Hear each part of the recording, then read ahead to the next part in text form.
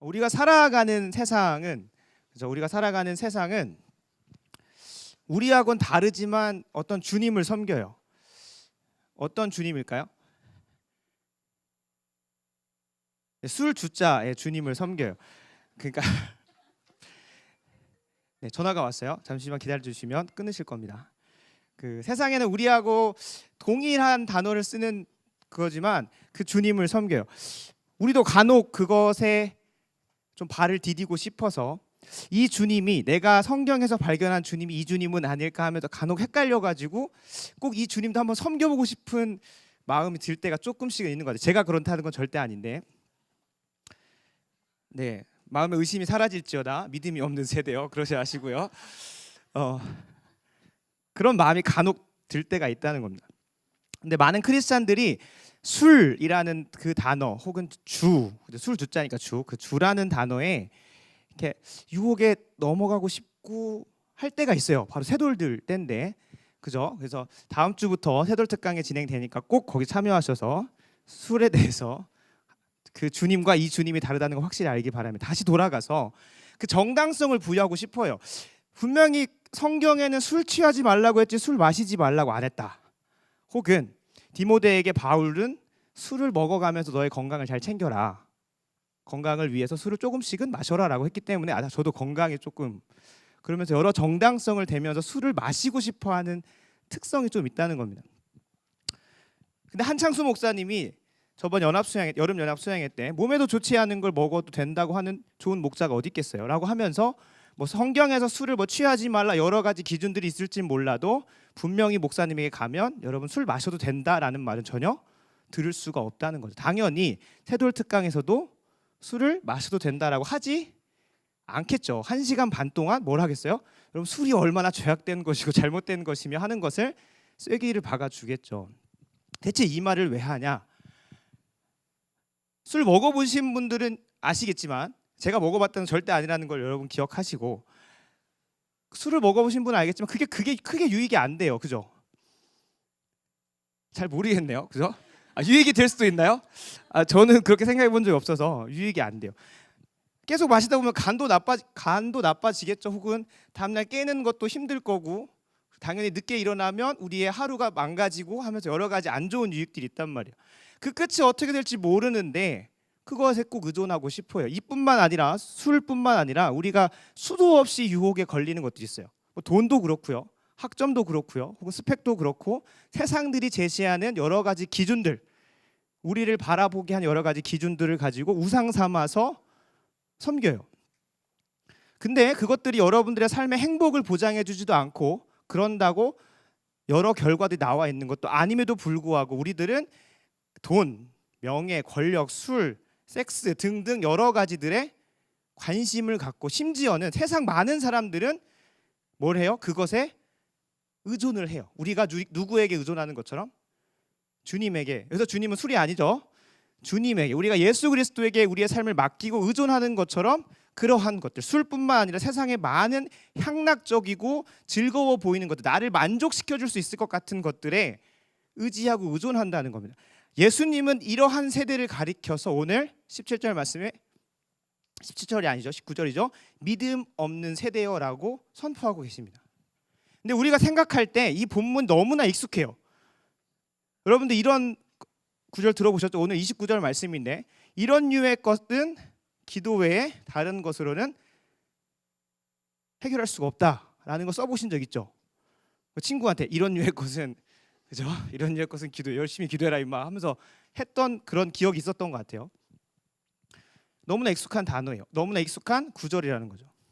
근데 믿음 없는 세대여라고 하는 이 의미가 우리가 처음 생각할 때는 의심이 많구나, 예수님이 고쳐줄 수도 있고 못 고쳐줄 수도 있겠다라는 의심이 있었기 때문에 이런 말을 예수님께서 선포했을 수도 있다고 생각을 할 수 있어요. 그게 1차적 접근이라는 거죠. 오늘 본문 내용이 너무나 익숙한 내용이지만 모르는 사람들을 위해서 잠깐 설명을 하면, 지난 시간에 예수님께서 높은 산에 올라가셔서 제자들 3명과 영광스러운 모습을 보여주시고 산 아래로 내려옵니다. 근데 제가 저번 주는 아니지만 저번 시간에 잠깐 언급드렸던 것이 뭐냐면, 변화산, 즉 높은 산과는 달리 이 세상, 예수님의 영광이 찬란하게 빛나지 않고 있었던 이 세상은 요지경이라고 했었죠. 그리고 그 세대를 가리켜서 주님은 21세기 현대판 이 세대와 함께 믿음 없는 세대라고 말을 하고 있다는 겁니다. 예수님께서 변화산에서 내려오셔가지고 한 것이 무엇이냐면 서기관들과 싸우고 있는 제자들을 발견합니다. 데리고 가지 않은 9명의 제자들이 그들과 언쟁을 붙었던 거죠. 근데 무엇 때문에 언쟁을 붙었냐면 분명히 마가복음 6장 7절과 13절 말씀에 따르면 제자들은 귀신을 제어하는 권능을 받았습니다. 그리고 수많은 귀신들을 내쫓았습니다. 자신들의 능력으로 13절 말씀에 따르면 귀신들을 쫓아낸 경험도 있었다고 나옵니다. 이번 케이스도 똑같아요. 예수님이 안 계실 뿐이지 제자들이 예수님께 받은 귀신을 쫓아내는 권능을 가지고 나갔어요.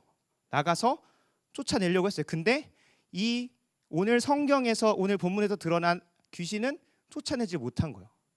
어떠한 변론의 내용이 있었는지 모르겠지만 분명히 서기관들과 그리고 제자들, 성경에 몇 번 등장하는 무리라고 하는 그 많은 사람들끼리 변론을 하고 있었던 건 분명해요.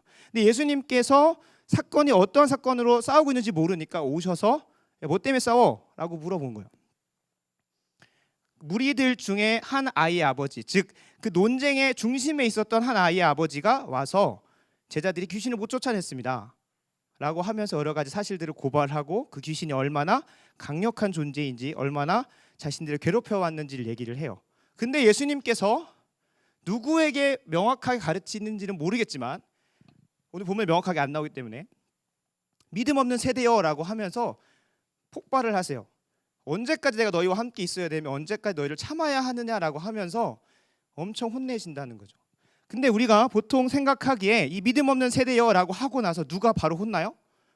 그 뒤에 귀신 들린 아이의 아버지, 예수님께 논쟁의 대상이 되었던 제자들의 논쟁의 대상이 되었던 귀신 들린 아이의 아버지가 예수님께 바로 혼나기 때문에 이 믿음 없는 세대여 라고 할 때 이 믿음 없는 것은 제자들도 못 고쳤으니까 예수님도 못 고치겠지라고 하는 그 의심이라고 생각하기 쉽다는 거죠.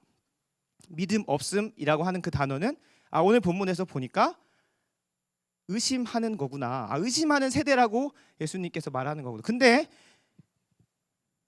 인트로하고 오늘 본문의 믿음 없음하고 무슨 연관이 있으며 믿음 없음이 단순히 우리가 생각하는 1차적인 의미로 의심한다고 한다면 오늘 본문의 내용이 크게 잘못 해석하고 있다는 겁니다. 단순히 예수님이 의심쩍어서 너 할 수 있는 거 해봐 라고 하면서 비꼬는 그런 것 때문에 믿음 없는 세대여라고 하면서 예수님께 혼난 것이 아니라 이 믿음 없음이라는 것을 올바르게 이해해야만이 이 시대를 향한 하나님 예수님의 외침이며 그 시대를 향한 하나님 예수님의 외침이라는 것을 알 수 있습니다. 무슨 말이냐 하면 이 사건 속에서 중심이 되는 믿음 없음에 대한 주님의 질책, 그 믿음 없음은 무엇이냐면 자신이 무엇을 믿는지도 모르면서 믿는다고 고백하는 것을 말합니다. 우리가 믿음을 말할 때 세 가지를 보통 꼽아요. 세 가지 요소가 있다고 꼽아요. 우리가 지난 학기에 야고보서를 배우면서 믿음의 세 가지 요소가 있다는 것을 리더들을 통해서 배우셨을 거라 믿어 의심치 않습니다. 배우셨죠? 네, 리더들만 대답을 하는 것 같아요, 그죠? 믿음에 크게 세 가지 요소가 있어요. 우리가 지식적으로 이거 믿습니다라고 하는 어떤 동의가 있어요. 머릿속에서 믿는 지식적인 동의가 있고 내 마음속에 확신에 차는 마음의 확신이라는 단계가 있고 그리고 그쵸 행함이에요. 그래서 행함 없는 믿음은 죽은 믿음이다라고 할 때 그 행함. 그러니까 우리가 단순히 믿음이라는 걸 믿습니다라고 하는 입으로 고백하는 머리에서의 동의가 아니라 마음의 확신에 거하고 그 확신이 삶으로 드러날 때 내가 예수 그리스도를 믿는다고 할 때 예수님을 나의 주와 그리스도로 믿는다는 것은 내 삶의 주인이 누구라는 거예요? 예수님이라는 걸 믿는다면 주인의 말에 따라야 되는 노예죠. 노예라고 하면 좀 그렇고 종이에요, 종. 예수님 말씀에 따라야 되는 거잖아요. 예수님을 믿는다고 했을 때 우리의 행함은 어떻게 드러나야 돼요? 그리스도인의 삶을 살아내는 게 진짜 믿음인 거죠. 다시 돌아와서 우리 옆에 있는 새돌들을 좀 흔들어 주세요. 어저께 이제 신나게 놀고 와가지고요, 좀 지치고 피곤해서 눈썹 위에 코끼리 2마리씩 싣고 왔어요. 그래서 꼭 옆에 있는 새돌들이 일어날 수 있도록, 믿음 없는 세대가 되지 않을 수 있도록 붙잡아 주시면 정말 좋을 것 같아요. 다른 말로 하면 믿음의 3요소를 구분하는 이유가 뭐냐면 이 아이의 아버지가 예수님께 고백하는 고백이 나오는데, 내가 믿나이다, 나는 믿습니다, 그런데 나의 믿음 없음을 도와주소서라고 하는 말도 안 되는 말이 나오기 때문에 그래요. 무슨 말이냐 하면, 저는 학교 다닐 때 이렇게 말했어요. 방금 눈을 살짝 졸았는데 나는 자지 않았어, 잠깐 졸았을 뿐이야. 말 되지 않나요? 그죠? 나는 자지 않았어, 잠깐 졸았을 뿐이야. 뭐 이런 말도 있죠. 어떤 연예인이 그랬죠. 난 술을 마셨는데 음주는 하지 않았어. 맞죠? 아닌가? 음주운전 하지 않았어. 술을 마셨는데 음주운전 하지 않았어. 라는 그런 말도, 그런 말도 안 되는 소리가 아니에요. 그러니까 이 말은 무슨 말이냐면, 믿음의 3요소를 구분한 이유가 있어요. 내가 믿는다고 고백하는 건 뭐냐면, 뭐라도 붙잡고 싶어서 내가 믿는 이 대상이 누군지는 모르겠지만 이게 예수인지 그리스도인지 하나님의 아들인지 그건 다 상관이 없고 그냥 붙잡는 겁니다. 이 아이의 아버지가 만약 이게 예수님, 구약에서 예언된 하나님의 아들 메시아라는 것, 그리스도라는 것, 예수 그리스도라는 것을 확신에 차고 머릿속으로 알고 있었다면 할 수 있거든 이라고 물어봤겠어요? 너가 할 수 있냐? 라고 갑자기 사투리 쓰네요. 그렇게 얘기했겠냐는 거죠. 예수님이라는 사실, 이분이 귀신도 쫓아내고 귀신도 벌벌 떠는 하나님의 아들 예수라는 것을 알았다면 고쳐달라고부터 얘기를 했다는 겁니다. 근데 내가 붙잡는, 내가 고쳐달라고 행동부터 나오고 내 마음, 내 의지를 들여가지고 고쳐달라고 앞으로 예수님 앞으로 나오는 행동은 있는데, 믿음의 요소 중에 세 번째 것은 있는데 뭐가 없어요? 이분이 누구인지를 명확하게 알지 못하는 겁니다. 나는 믿어요. 내가 예수님 앞에 나와서 고쳐달라고 하는 거, 내 아이의 귀신 들린 것을 쫓아달라고 하는 행동까지는 나오는데 믿음이 없어요. 무슨 믿음이 없어요? 이 앞에 있는 이분이 귀신들도 벌벌 떠는 그러한 존재, 예수 그리스도 하나님의 아들이라는 것은 믿지 않는다는 것. 지식적으로 알지 못한다는 것. 아무리 많은 소문을 들었고 아무리 이 사람이 했다고 해도 그를 따르던 제자들도 못 쫓아냈으니까 더 의심이 가중될 수밖에 없어. 그냥 말은 예수라고 하면서 다니면서 예수가 아닐 수도 있다는 머리에서의 의심은 있지만 일단 뭔가는 붙잡아야겠으니까 주님 앞에 고백을 하는 겁니다. 그렇기 때문에 믿음의 3요소를 구분을 했고, 내가 믿나이다, 믿음 없음을 도와주소서라고 하는 고백은 나는 술을 마셨으나 음주운전하지 않았어라는 그런 말도 안 되는 고백이 아닌 겁니다. 주님은 그를 가리켜서 믿음 없는 세대라고 질책하고 계십니다. 그리고 20세기를 뛰어넘어서 우리가 붙잡고 살아가는 것, 누군가는 뭐 돈을 붙잡고 살 수도 있고 우리 마음속에 우상으로 삼고 있는 그것들을 붙잡고 가도 끝을 알지 못하지만 이것이 나에게 영원한 행복, 영생, 기쁨, 즐거움, 영원한 것을 허락해 줄지 알지 못하지만 붙잡고 가는 이 세대를 향해서 주님은 오늘 말씀을 통해 믿음 없는 세대라고 선포하고 있다는 겁니다. 끝까지 그거 붙잡아봤자 끝에는 영생이 없어요. 단순히 일시적인 쾌락과 즐거움 뿐인 거죠. 자신의 삶을 전적으로 의존하잖아요. 교회가 중심이 아니고 예수 그리스도가 중심이 아니고 그저 자신이 신봉하고 자신의 삶의 우상으로 세워놓은 것을 중심으로 해서 내 자신일 수도 있죠. 그것을 세워놓고 그 중심으로 그 삶이 돌아간다는 것. 그 세대를 향해서 오늘 말씀의 표현처럼 믿음 없는 세대라고 말하는 거예요. 근데 중요한 건 그래서 뭐 어쩌라고, 이 요지경 속인 세상, 믿음 없는 이 세대에 대해서 알면 내가 뭐 어쩌라고, 그죠? 여기까지 인트로였어요. 믿음 없는 이 세대에 대해서 오늘 본문은 단순히 이 세상이 믿음 없는 세대다, 요지경 속에 살아간다, 자신이 무엇을 믿고 있는지도 모르고 그것에 전적으로 의존하고 의지하고 살아간다는 것을 고발하는 것으로 끝나는 것이 아니라 제자들도 믿음 없는 존재임을 드러내 주려고 한다는 겁니다. 잘 생각해 보세요. 제자들도 그 앞에서 낄낄대면서 웃었지 않을까요? 명확하게 알 수는 없어요. 오늘 본문에 나오는 예수님께서 대답하시면서 꾸짖은 그 대상은 명확하게 기록이 되어 있지 않아요. 계속해서 반복되는 그들이라는 대명사는 서기관들을 가리킬 수도 있고 무리를 가리킬 수도 있고 우리가 1차적으로 생각하는 아이의 아버지일 수도 있고 혹은 제자들일 수도 있다는 겁니다. 여러 주석을 찾아봐도 명확하게 답을 내리는 곳이 없어요. 심지어 평행 본문인 마태복음과 누가복음에는 그들이라는 단어가 빠져 있어요. 많은 학자들이 연구를 했지만 자신들의 결론은 내려놨지만 그것이 쉽게 이 본문을 다 완벽하게 소화하는 해석들은 아니더라고요. 그렇다고 제가 그렇게 해석했다는 게 아니라 중요한 것은 우리 이 본문을 잘 연구해 보면 1차적으로는 이 세상 믿음 없는 것을 보여주는 귀신 들린 아이의 아버지로 인하여 대표되는 세상을 꾸짖는 것이기도 하고 2차적으로는 누굴 꾸짖고 있냐면 이 에필로그를 통해서 제자들도 꾸짖고 있다는 겁니다. 어떻게 보면 주 대상은 제자들일 수도 있어요.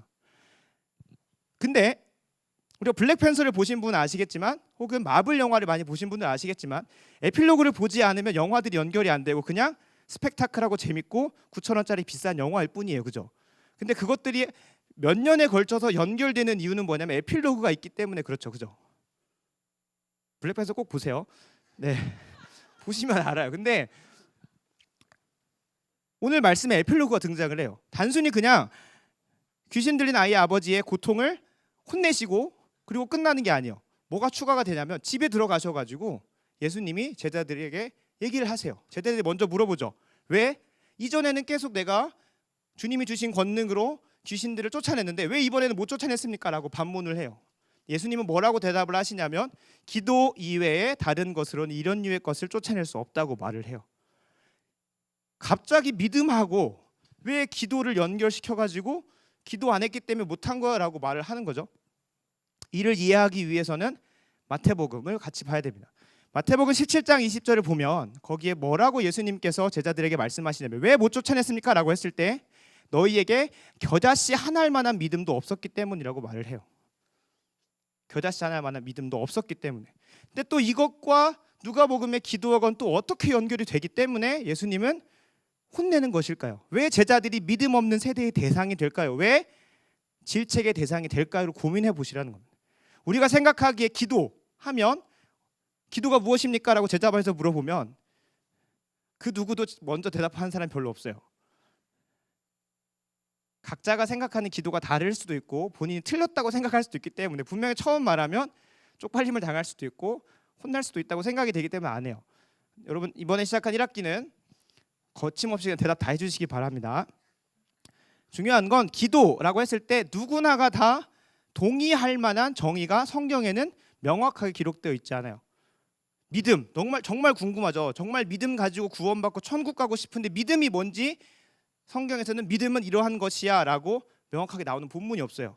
심지어 기도도 똑같아요. 기도는 이런 것이야 그러니까 이렇게 해 라고 하는 본문이 없다는 거죠. 단순히 기도의 전형적인 롤 모델을 보여주신 주기도문은 있을지 몰라도 기도는 이런 거야 라고 하면서 정의를 내려주는 데는 성경에 없다는 겁니다. 우리가 기도라고 했을 때 대화 혹은 뭐 간구, 고백 여러 가지가 있겠지만 성경뿐만 아니라 자신의 신앙생활을 통해서 우리에게 신앙의 선배로 불려지는 여러 목사님들의 기도에 대한 정의를 보면 대학 3부 백유세 목사님 많이 좋아하는데요. 저는 목사님이 제자학교 A에서 기도라는 강의를 하십니다. 그래서 기도에 대해서 처음에 정의를 내릴 때 본인이 한 건 아니에요. 아직 신학의 대가이실 수도 있고 잘은 모르겠지만 그래도 좋아합니다. 근데 뭐 팀 켈러 목사님 혹은 비라이벨스 혹은 브라이언 채플 많이 써왔어요. D.A. 카슨, C.S. 루이스 등등 여러 기도의 대가들의 정의들을 다 취합해 봤을 때 기도라고 한다는 것은 무엇이냐면 하나님이 하나님됨을 인정하는 시간이라고 정의를 내린다는 겁니다. 하나님이 하나님됨을 인정하는 시간. 제자반 친구들을 위해서 한 번 더 읽어드리면 하나님이 하나님됨을 인정하는 시간이라는 겁니다. 기도 이외에 이런 류의 것이 쫓아질 수 없고 고쳐질 수 없다라고 얘기하시는 예수님이 의도하신 그 기도는 성경에 명확하게 정의되어져 있지는 않지만 우리보다 더 열심히 기도하시고 기도의 대가라고 알려져 계시고 성경 공부 열심히 하셨던 신앙의 선배들은 하나님이 하나님됨을 인정하는 시간이라고 정의 내리고 있다는 겁니다. 왜 기도가 하나님이 하나님됨을 인정하는 시간이라고 정의를 했을까요? 잘 한번 생각해 보세요. 우리가 죄의 문제를 가지고 있을 때 우리 스스로는 그 죄의 문제를 끊을 수 없다고 언제 기도하죠? 언제 기도가 아니죠. 언제 하죠? 언제 고백하죠? 바로 기도의 시간을 통해 한다는 겁니다. 근데 고백하고 나서 그 고백을 하는 이유가 뭘까요? 그 마음속에는 어떤 게 있어요? 나는 할 수 없습니다.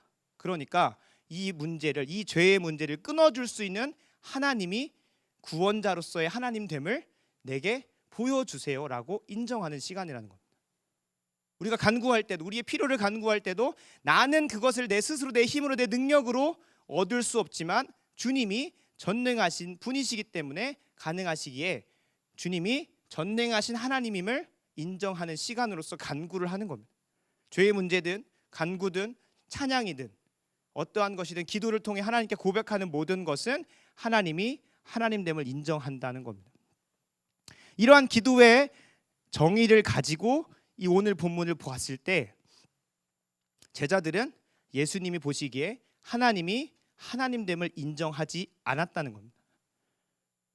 그 전에도 분명히 마가복음 6장 7절과 13절 말씀을 통해서 알 수 있지만 예수님은 제자들을 파송하시면서 귀신을 제어하는 권능을 주셨습니다. 그들의 손에 쥐어졌습니다. 그리고 그들은 가서 귀신을 쫓아내기도 했습니다. 근데 이번 유의 것은 어떠한 것인지 모르겠지만 단순히 이 귀신이 강력하다는 것을 드러내는 것이 아니라, 그래서 못 쫓아낸 것이 아니라 예수님이 꼭 짚고 있는 건 너희들이 하나님이 하나님됨을 인정하지 않았다는 겁니다. 제자들의 경험 가운데서는 단순히 가서 나가라 라고 하면 쫓아지는 겁니다. 누가? 귀신이 쫓아지는 겁니다. 그들에게 뭐가 있기 때문에? 하나님이 주신 권능이 있기 때문에. 근데 여러분, 우리가 가지고 있는 은사와 재능들 너무나 잘 활용하다 보면 우리 진영자매처럼 피아노도 엄청 잘 칠 수 있어요. 하나님이 주신 거. 근데 그 은사와 재능의 원천이 어디예요? 진영자매의 손인가요? 진영자매를 하나하나 지으시고 만드시고 생기를 불어넣으신 누구예요? 하나님이라는 거죠. 우리가 피아노 치다 보면, 우리가 열심히 공부하다 보면, 우리가 동민 형제처럼 그 영상을 계속 하다 보면 자신의 능력으로 분명히 그 능력과 재능과 그 모든 것의 원천은 하나님임에도 불구하고 망각하기 시작한다는 겁니다. 권능을 맡기신 것도 아니고요, 은사를 그냥 맡기신 게 아니에요. 할 때마다 구하라고 하신 게 아니에요. 주님은 여러분들에게 제자들처럼 권능을 주셨습니다. 은사와 재능을 주셨습니다. 그런데 제자들은 계속해서 권능을 쓰면서도 그 권능의 원천이신 귀신을 쫓아낼 수 있는 것, 자신 때문에 귀신이 쫓아지는 것이 아니라 누구 때문에? 그 안에 계신 하나님, 그 뒤에서 그 능력을 발휘하시는 하나님이 있었기 때문에 권능이 힘을 발휘했는데, 이번에는 제자들은 단순히 자신의 경험, 자신이 가지고 있다고 생각하는 착각, 그 권능으로 똑같이 쫓아내려다 보니까 성경에는 그것이 드러나진 않아요. 그죠? 제자들이 쫓아내다가 못 쫓아냈다라고 하는 그런 기록은 없지만 예수님께서 평가하시기에 하나님이 하나님됨을 잊어버렸다는 겁니다. 망각해버렸고 잃어버렸다는 겁니다. 그렇기 때문에 오늘 본문에서 지적하고 있는 건 요지경 속인 세상, 자신이 무엇을 믿고 있는지조차 제대로 모르는, 그래놓고 자신의 삶을 온전히 맡겨드리는 그러한 세상만 고발하는 것이 아니라 그 세상을 낄낄낄낄 보면서 웃고 있는 누구도 예수를 따라다닌다고 나는 믿고 있어라고 착각하고 있는 제자들조차도 주님은 믿음 없는 세대여, 내가 언제까지 너희와 함께 있으며 언제까지 너희를 참으리오라고 혼내고 있는 겁니다. 근데 여러분, 중요한 건 21세기를 지난 우리도 이 설교를 들으면서 세상을 조롱하죠. 세상은 자기가 뭘 믿는지도 몰라. 자기가 의지하고 의존하고 자신의 온전히 삶을 다 드리며 살아가는 것이 무엇인지도 몰라 라고 하면서 낄낄댈 수도 있고, 심지어 오늘 본문에 등장하고 있는 제자들조차도 우리가 보면서 비웃고 있다는 겁니다. 나는 아니겠지, 나는 그래도 예수님 누군지, 나는 제자반 했는데, 나는 그래도 리더인데, 나는 그래도 전도사인데, 그 누구보다도 하나님 잘한다고 자부할 수 있는데, 교리시험 보면 90점 이상은 맞을 수 있는데 라고 하는 그런 착각, 누구보다도 변증을 잘할 수 있어 라고 하는 착각, 그것이 여러분들이 믿음 없음의 증거라고 오늘 본문은 예수님의 입을 빌려, 그리고 이 부족한 저의 입을 빌려 여러분들에게 말하고 있다는 겁니다.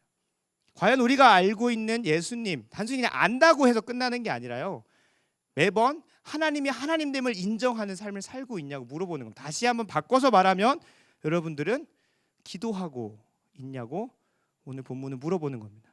단순히 기도가 무릎 꿇고 눈 감고 손 모아서 하나님 아버지 부르짖고 예수님의 이름으로 기도드립니다 하는 그 시간이 아니라 하나님이 하나님됨을 인정하는 시간을 매일의 삶 가운데서 고백하고 있냐고 오늘 본문은 여러분들에게 던지고 있다는 겁니다. 단순히 세상뿐만 아니라 단순히 제자들뿐만 아니라 바로 믿는다고 말하면서 예수의 길을 따라가는 제자라고 말하면서 그 유명한 제자 훈련 교회 사랑의 교회의 교인으로서 등록되어 있다고 하면서 리더로 살아가면서 나는 과연 믿음이 있는지 없는지를 잘 돌아보지 못한다는 겁니다.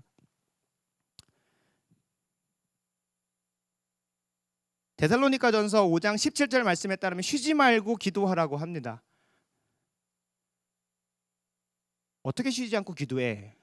우리가 생각하고 있는 무릎 꿇고 눈 감고 손 모으고 하는 그 기도만 생각하기에 그 말은 예수님의 장성한 분량이기 때문에 나는 아직 거기까지는 자라가지 못해 라고 합리화할 수도 있습니다. 그런데 그 합리화는 기만입니다. 기도에 대해 고민해 보면 하나님이 하나님됨을 인정하는 시간을 쉬지 않고 매일의 삶 가운데서 하루라고 고백을 하는 겁니다. 근데 우리가 너무나 요지경 속의 세상 속에 살아서 너무나 바쁜 삶을 살다 보니까 하나님의 하나님됨을 인정하는 시간을 살기가 쉽지가 않다는 거예요. 그래서 신앙의 선배들은 기도는 하나님이 하나님됨을 인정하는 시간이지만 삶의 24시간이라는 그 자리 가운데 10분씩 5분씩 혹은 1시간씩 2시간씩 떼어놓고 은밀하게 하나님 앞에 나아가는 훈련을 했는지도 모르겠습니다.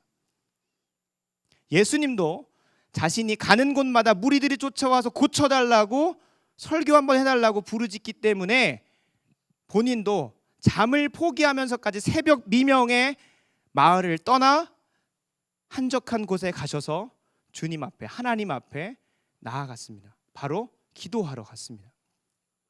하나님이 하나님됨을 인정하기 위해서 본인 스스로도 인간의 몸을 입었기에 혹여나 하나님의 영광에 누가 되는 것을 행하진 않을까, 그 자리를 떠나 하나님이 하나님 되는 시간을 따로 마련하여 했다는 겁니다. 그렇기 때문에 여러분 우리가 단순히 매일의 삶에서 난 하나님이 하나님됨을 인정하고 살아 라고 하면 자기 기만하고 자기 합리화하지 말고 한번 생각해 봅시다. 우리의 일주일 168시간인데 168시간 중에 과연 우리가 몇 시간이나 기도의 자리로 나아가고 있는지. 여기서 말하는 기도는 단순히 하나님이 하나님됨을 인정하는 시간이기도 하지만 무릎 꿇고 주님께 온전히 집중하여 주님께 아뢰고 나의 죄를 자복하고 간구하고 주님이 주님 될 수 있도록 계속해서 부르짖는 시간이 있냐고 여러분들에게 묻고 싶습니다. 저도 맨 처음에 작년 3월에 여기 왔을 때 LT에서 첫 저의 소개가 그거였습니다. 무엇이었냐면 저는 기도의 사람입니다. 저는 저희 누나도 결혼시켜서 시집 보낸 기도의 사람입니다. 기도의 능력이 있으니 언제든 기도를 부탁하세요라고 소개했던 기억이 납니다. 그거를 박지훈 자매가 기억해서 편지에 써뒀던 것이 기억이 나는데 그때하고 지금을 비교해보면 물론 제 앞가림은 못해요. 왜 그런지 모르겠지만 아무리 기도해도 주님께서 보내주시지 않아요. 근데 그때하고 비교해 봤을 때 아침 저녁으로 1시간씩 기도하고 수요 예배 그리고 금요 철야 예배 참석해가면서 기도의 시간을 확보하려고 했던 옛날의 그 모습이 오늘 말씀을 준비하면서는 전혀 단 하나도 발견되고 남아있는 게 없더라고요. 여러분들도 기도의 시간을 좀 사모했으면 좋겠어요. 하나님이 하나님됨을 인정하는 시간을 좀 마련했으면 좋겠어요. 하루에 1시간 정도는 주님 앞에 드렸으면 좋겠습니다. 한숨이 나오는 거 보니까 힘들 수도 있다고 생각이 됩니다. 그런데 우리가 너무 바쁘다 보니까 하나님이 하나님됨을 인정하고 싶지만 매일의 삶의 순간마다 하나님이 하나님됨을 인정하지 못할 때가 더 많다는 걸 여러분들 아시잖아요. 우리가 살다 보면 맨날 치다 보니까 하나님 생각조차도 안 할 때가 너무 많아요. 근데 하나님이 원하시는 건 우리에게 믿음 없는 세대라고 질책하고 혼내는 걸 원하시는 게 아니라 진짜 원하시는 건 하나님 앞에 나와서 아바 아버지라 부르짖으며 자녀와 부모와 자식처럼 대화하는 걸 원하세요. 단순히 관계만 형성된 것이 아니라 친밀한 교제 가운데 서로 알아가고 하기를 원하신다는 겁니다. 여러분, 우리 기도합시다. 다 같이 우리 고백해서 기도합시다. 아멘. 네. 그래서 여러분들에게 내일부터 시작되는 특세가 준비되어 있습니다. 바쁘고 지친 삶이더라도 단 하루 정도는 특세에 참여했으면 좋겠어요. 여러분 스스로는 기도 안 하잖아요. 여러분 알아요. 저도. 여러분들이 수많은 기도 제목을 적어놓고 기도제로 나가면 단 3분 만에 모든 게 다 끝난다는 걸 믿어 의심치 않아요. 3분 이상 넘어가면 다리가 저려오기 시작하고 5분이 넘어가면 졸기 시작하면서 10분이 지나면 다음날 아침에 일어나 있는 여러분의 모습을 다 알고 있다는 겁니다. 그런데 그래서 신앙의 선배들은 새벽 예배를 만들고 수요 기도회를 만들고 금요 철야를 만들어서 우리를 끊임없이 주님 앞에 나아갈 수 있는 자리를 마련해 놨는지도 모르겠습니다. 성경에 새벽 예배 없죠. 수요 예배 없습니다. 금요 예배도 없습니다. 그저 신앙의 선배들이 만들어 놓은 훈련의 자리이고 전통입니다. 근데 우리가 그것을 지키는 이유는 매일의 삶 가운데 그저 살아가다 보면 하나님이 하나님됨을 인정하는 그 기도의 시간이 전혀 없을 것이라는 걸, 나의 연약함, 내가 죄인됨을 아는 사람이라면 그 자리에 나아가서라도 억지로 그 자리에 앉아서라도 기도해야 된다는 것을 그들 스스로는 알았기 때문입니다. 여러분, 오늘 말씀을 통해서 내가 기도해야 함을 알았다면 특세에 오는 것 중요합니다.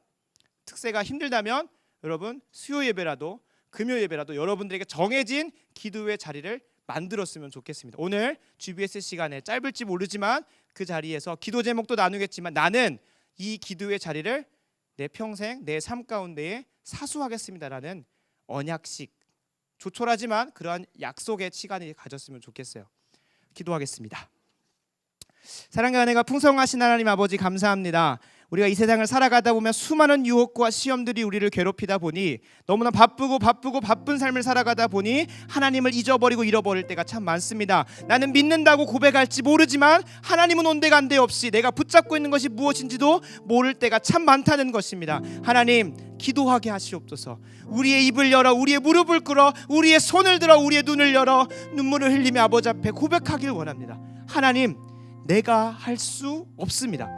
하나님만이 하셔야 합니다. 라는 그러한 고백이 우리 사랑의 교회 대학사부 드림이 공동체 모두 위에 있게 하여 주시길 간절히 소원합니다. 내일부터 시작되는 특세가 있습니다. 우리의 연약하고 비루한 몸이 연약하여 잠을 자고 싶고 침대에 누워 있고 싶을지 몰라도 주님과 교제하는 시간, 말씀의 능력으로 은혜를 체험받는 그 시간 사모하며 주님 앞에 눈 비비며 나올 수 있도록 주님 도와주시옵소서. 하나님께서 우리의 일주일간의 삶을 피곤치 아니하게 하시고 강건케 하셔서 주님을 뜨겁게 만나는 한 주 될 수 있도록 기도의 시간을 통하여 그 자리를 마련할 수 있도록 주님 도와주시옵소서. 모든 것 주님께 의탁합니다. 이후에 모든 시간 가운데 함께 하실 주님을 찬양하며 사랑 많으신 예수 그리스도 이름으로 기도드립니다. 아멘.